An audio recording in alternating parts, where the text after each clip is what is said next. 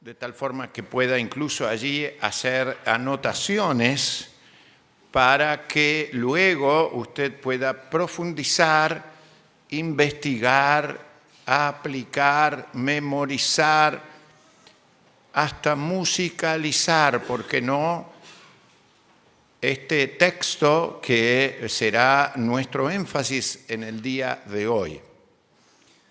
Pero en primer lugar, leamos el texto de la palabra del Señor.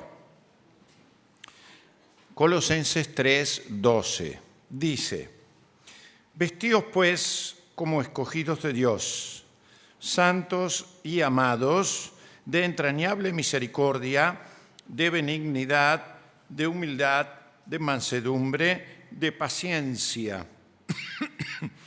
Antes de avanzar, son cualidades que Dios quiere de nosotros, hagamos lo que hagamos, estemos donde estemos, pensemos lo que pensemos, actuemos como actuemos. Todos nosotros, obviamente cada uno de nosotros, debe actuar con santidad, con amor, con entrañable misericordia, con benignidad, con humildad, con mansedumbre, con paciencia, etc. Sigue el texto. Soportándoos unos a otros y perdonándoos unos a otros, si alguno tuviere queja contra otro.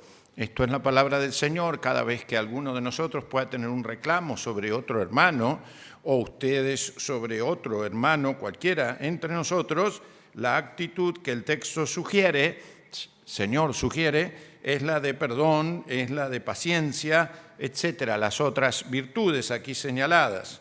De manera que así como Cristo perdonó, así también hacedlo vosotros. El criterio que señala el texto antes de avanzar y resbalar sobre el texto, la medida con la cual se actúa, es la manera en que Cristo lo hubiera hecho en mi lugar. Es decir, así como Cristo lo hace, en este caso el perdón, pero con cualquier otra cosa, así debe actuar el cristiano, de manera que una de las cosas interesantes es saber cómo actúa Cristo, conocer cómo actúa Cristo en todo momento, en toda acción, en toda conducta. A lo largo de todo el Evangelio, Jesús procede, actúa, razona, piensa, sugiere, manda, etc. Una determinada manera de actuar. Esa es la medida patrón. Cómo debo actuar yo, cómo debo relacionarme con los demás, desde mi esposa hasta el vecino, etc. Bueno, esa es la manera en que Cristo actúa. Y sugiere un punto superior, superador, el mayor, el que abraza todo esto, el que marca la conducta distintiva, el que marca la buena doctrina, el que marca lo esencial, el que marca la prioridad, lo que marca la visión y la misión de la Iglesia, dice, sobre todas estas cosas, vestíos de amor, que es el vínculo perfecto. Toda la acción humana, todas las conductas humanas deben de alguna manera relacionarse con la actitud del agape del Señor, de la conducta amorosa del Señor en cualquier circunstancia de la vida. Esa es la doctrina perfecta, esa es la esencia, esa es la verdad, ese es el cristianismo más puro, central. Ese es el mandato de Cristo. Recuerden lo que Cristo dijo: yo les voy a dar un nuevo mandato, que os améis unos a otros como yo les he amado, incluyendo el amor a los enemigos. Eso es lo central, es el corazón del Evangelio. Pero sigue: y la paz de Dios gobierne en vuestros corazones, a la que asimismo fuisteis llamados en un solo cuerpo. Es interesante, la palabra llamados ha casi desaparecido de nuestro vocabulario a un vocabulario evangélico. Nosotros debemos actuar según un llamado, según un desafío, según un imperativo del Señor. Y el llamado del Señor, que debe gobernar los corazones, es precisamente este llamado de Dios a integrar un cuerpo. Y sed agradecidos, dice el texto. Pero sigue: la palabra de Cristo mora en abundancia en vosotros. Es interesante, la palabra también aquí en abundancia, no con escasez, no esporádicamente, algo que trascienda el tiempo precario que a veces tenemos como para dedicarle a un estudio concienzudo de apenas algunas horas semanales. Debe morar en abundancia, dice, en vosotros, y luego sugiere un texto muy importante, enseñándoos y aún exhortándoos unos a otros, no de cualquier manera, sino en toda sabiduría, y además haciéndolo con gracia en vuestros corazones al Señor, sugieren aquí con salmos e himnos y cánticos espirituales. Y nuestro texto, el que propongo que se memorice, es: y todo lo que hacéis, sea de palabra o de hecho, hacedlo todo en el nombre del Señor Jesús, dando gracias a Dios Padre por medio de Él. ¿Se animan a repetir en conjunto este texto, el 17, conmigo? A ver, vamos pausadamente, así lo vamos grabando. Y todo lo que hacéis, sea de palabra o de hecho, hacedlo todo en el nombre del Señor Jesús, dando gracias a Dios Padre por medio de Él.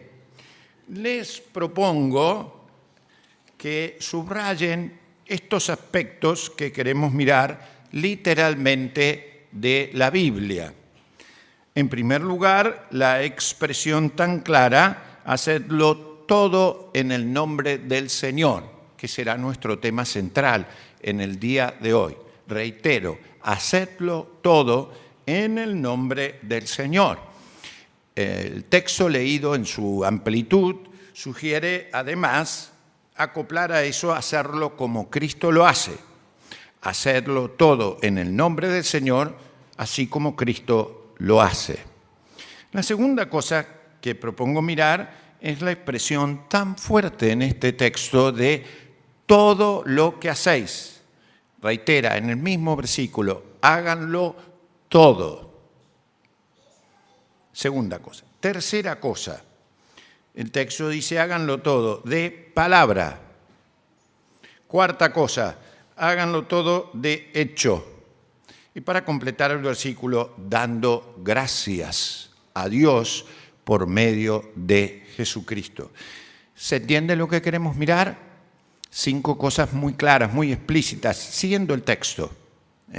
La primera de las cuales es tan linda esta expresión, tan buena, tan importante, es hacer todo lo que hacemos en el nombre del Señor Jesús o a la manera de Cristo, versículo 13. ¿Qué quiere decir esto? Esto quiere decir que todo lo que hacemos debe ser hecho bajo el gobierno de Cristo, según las pautas de Cristo, según los criterios de Cristo, según la medida de Cristo, con la calidad que Cristo pretende.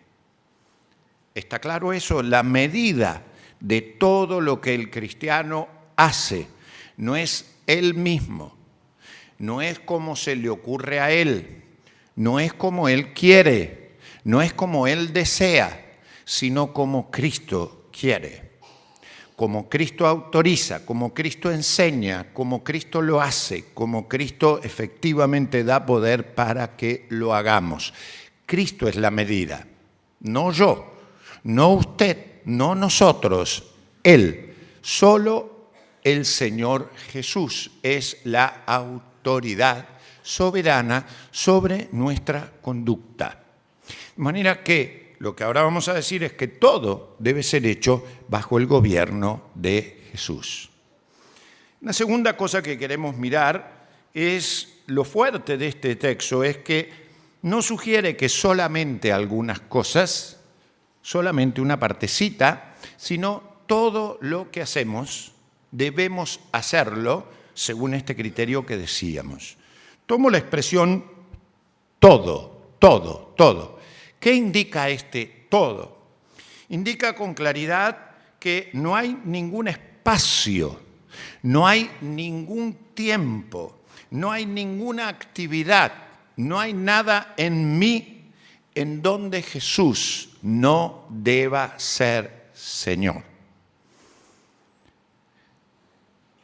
En la última reunión de Abba, para mí el momento más solemne, quizás el más decisivo en lo que hablábamos, fue cuando llegamos a esta consideración de que el secularismo contemporáneo tiene una buena parte de un cristianismo débil y de una teología evangélica debilitada que no incluye este todo bíblico bajo el gobierno de Cristo.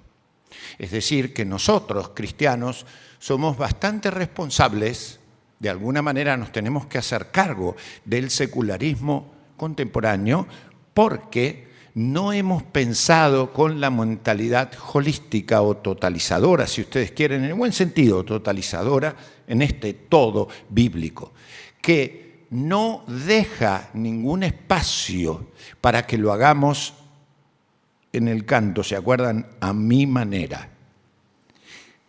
Sino que debemos tener la sabiduría, la inteligencia, la paciencia, el amor, absolutamente la preparación para que todo lo que hacemos sea hecho las 24 horas del día, de todos los días de la semana, con cualquier aspecto de nuestra vida, sea la mente, las emociones, el cuerpo, según el criterio de Dios.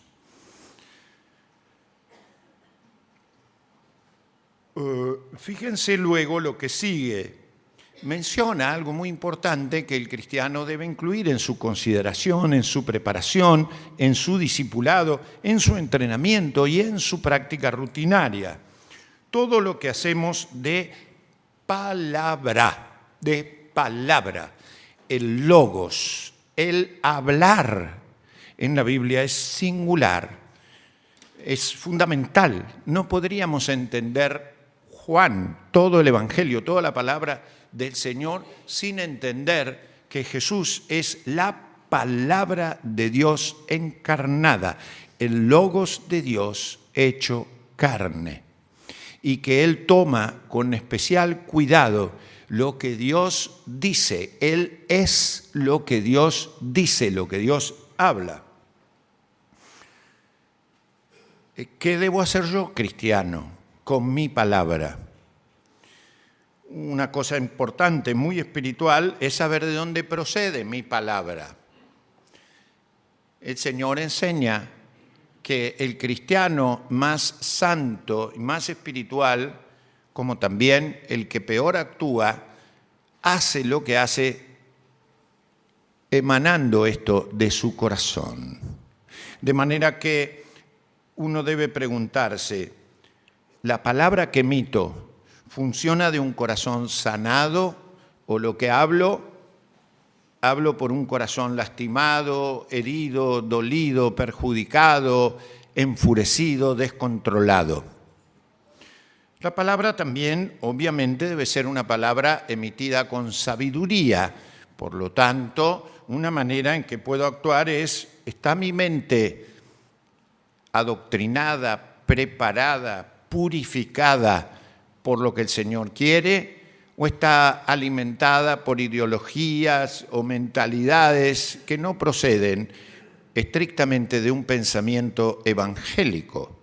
Y aquí evangélico no del mundo evangélico, sino del mundo del evangelio del Señor, de la sabiduría, de los contenidos, de los criterios, del mundo emocional, del mundo racional, del mundo doctrinal, del mundo de acciones que sugiere Cristo. O puedo preguntarme también, ¿quién es el que controla mi palabra? ¿Se acuerdan ustedes cómo Santiago por entero, cómo Proverbios por entero, sugiere que un cristiano maduro debe aprender a controlar lo que dice? Por lo tanto, uno puede preguntarse, ¿quién guía mis palabras? Y eventualmente, ¿quién supervisa mis palabras? ¿Cómo me escucho para saber si lo que estoy diciendo bendice, hace bien, emite sabiduría, o lo que estoy diciendo perjudica, lastima, hiere, no sirve, no edifica, no construye? Pensando en todo el relato bíblico. Debo pensar también cómo es la calidad de lo que emito. No solamente calidad en cuanto al castellano, en cuanto a la erudición, sino la calidad que sugiere el texto bíblico de mis palabras. Por ejemplo, ¿mis palabras edifican Mis palabras cicatrizan, mis palabras embellecen, mis palabras hacen bien, orientan, nutren, adoctrinan, en fin, pacifican. Es decir, todo lo que dice la Biblia. Hacen eso, logran eso. O en cambio, como quiere la Biblia, irritan, ofenden, manifiestan de nuestra parte un corazón envidioso, enojado, sin dominio propio, caprichoso. Es importante verlo. El Señor quiere con este todo que mis palabras hagan lo que Dios quiere, no lo que yo quiero, sino lo que edifica, lo que hace bien y construye, más todos los otros atributos que se sugieren en el propio texto bíblico. Cuando hemos leído en el 12, por ejemplo, el hecho de hablar con santidad, con amor, con misericordia, con benignidad, con humildad, con mansedumbre, con paciencia, con esta actitud de poder ser verdaderos soportes de los demás. Es decir, como esta base, ¿sí?, o estas columnas soportan este púlpito para que no se caiga. Eso debe ser lo que yo hablo. Eso es lo que el Señor quiere. Pero sugiere el texto, además, que esta totalidad de mi acción hecha en el nombre de Cristo debe incluir lo que es de hecho. Aquí hay una palabra muy linda que el Señor utiliza, o San Pablo en este caso, pero inspirado por el Señor, utiliza. Utiliza una palabra cuando dice háganlo de hecho, no solo de palabra, sino de hecho, sugiere que todos mis negocios, mi empleo, mi ocupación, o bien todo producto que salga de nosotros, el arte, por ejemplo, la mente, o lo industrioso de nuestra parte, absolutamente todo lo que una persona hace y es, no excluye absolutamente nada, todo eso debe ser hecho en el nombre del Señor. Propongo analizar 3 áreas de ese todo, brevemente, casi mencionándolas. En la noche las vamos a ver un poco más, en la meditación del culto nocturno. Número 1, mi trabajo. Erróneamente lo llamamos mi trabajo secular, decía yo en la última reunión de habla. Para el Señor no existe trabajo secular. Cada vez que mencionamos eso, nosotros contribuimos a la secularidad. Todos nosotros somos obreros del Señor a tiempo completo. Por eso el sacerdocio de todos los creyentes, entre otras cosas. Entonces, el trabajo que uno realiza debe ser hecho con propósito, con visión del Señor. También con rendición de cuentas del Señor. Yo debo dar cuentas de lo que yo hago. Digamos, el trabajo. Yo decía en ese evento, la mayor parte de nosotros, cuando trabajamos, en mi caso hay una razón particular al ser pastor, pero aún en mi caso, estamos más horas en el trabajo y nos movemos allí que casi cualquier otra cosa. ¿Sí? La mayoría de ustedes trabaja como mínimo 8 horas diarias. Si a eso le agregasen el tiempo que emplean para llegar ahí al trabajo, se van a dar cuenta que una buena parte del día, si no a veces por lo menos la mitad del día en algunos casos, se emplean en el trabajo.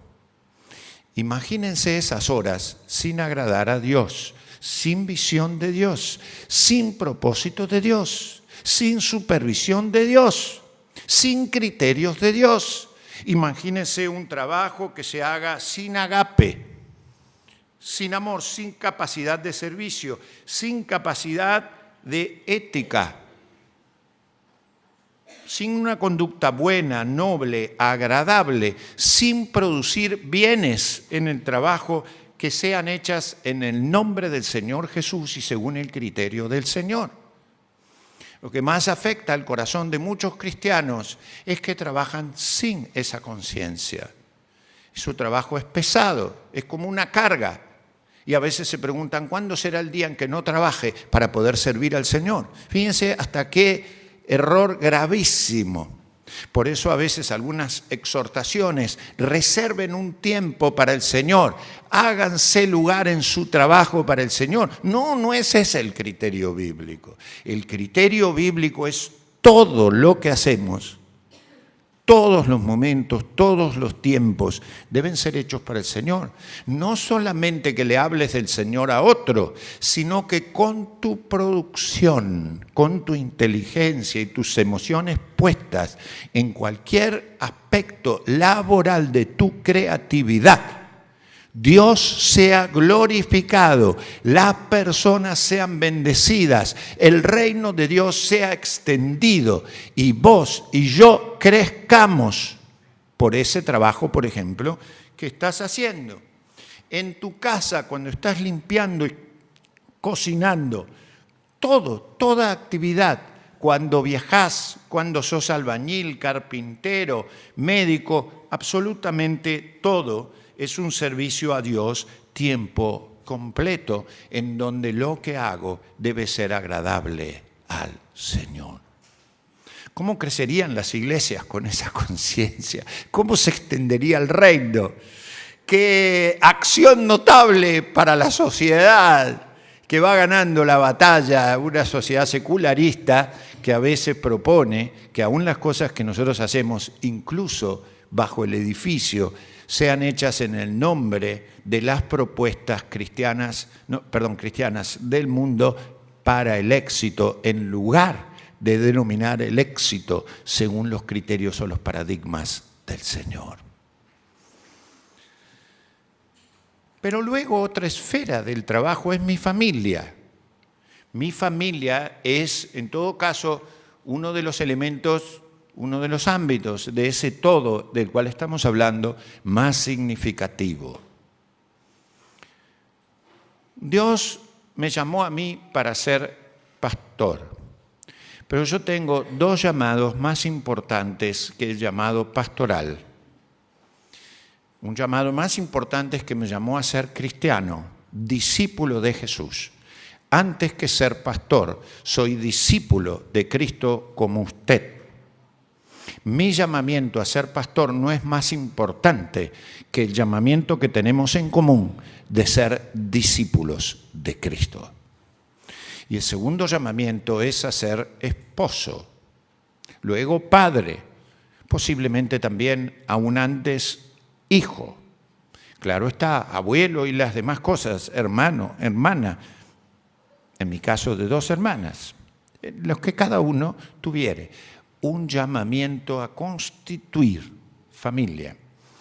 Entonces, la pregunta es, ¿yo reacciono en mi familia, digamos más inmediatamente hoy, por quien vivo, con mi esposa Febe? ¿La amo como el Señor quiere? No solamente si la amo como el Señor quiere. La sirvo a ella como el Señor me sirve a mí. Jesús dijo, yo he venido a servir, no a ser servido. O soy o pretendo ser amo de mi esposa. Tengo la capacidad de escucha que mi esposa necesita en el nombre del Señor. Edifico a mi esposa para que ella sea como Cristo quiere, así como ella debe hacerlo conmigo, naturalmente. Pero yo tengo que pensar, cuando el Señor me habla bien lo que yo tengo que hacer, ella pensará lo que ella tiene que hacer. Esa es otra área. Pero una tercera área del trabajo que debo considerar es el trabajo más importante del cristiano, ser discípulo de Cristo. La misión de Cristo. ¿Recuerdan lo que el Señor enseñó? ¿Sí? Mientras van, hagan discípulos y enseñen a estos discípulos a hacer lo que yo les enseñé. Entonces me pregunto, ¿quién me discipula a mí? ¿Cómo soy discipulado yo? Yo tengo que ser discípulo del Señor toda mi vida. En consecuencia, soy consciente de ser un aprendiz de Cristo toda la vida. ¿Por qué habría de pensar que yo no necesito ser discipulado? ¿Solo porque soy pastor? ¿O solo porque usted es maestro de escuela dominical o líder de algún área? No, Señor, yo soy un aprendiz de Cristo todo el tiempo. Por lo tanto, una pregunta importante es, ¿cómo aprendo? ¿Qué estoy aprendiendo? ¿A quién doy cuentas de mi crecimiento? ¿Qué tal si no crezco? ¿Qué tal si no maduro? ¿Qué tal si pasan años de experiencia cristiana, pero sigo en el mismo nivel? ¿Quién es el que me ayuda a que no sea así? No a señalarme, eso no es bíblico, sino a discipularme para que siga a Cristo con integridad. ¿Quién lo discipula a usted? ¿Siente que es un aprendiz continuo del Señor? Y por otro lado, ¿a quién bendice usted discipulándolo? Porque es mutuo, ¿verdad? Uno es discipulado y uno discipula. La misión de nuestra iglesia, la tenemos escrita y todo, es la misión de ser y de hacer discípulos. Nada es más importante que eso.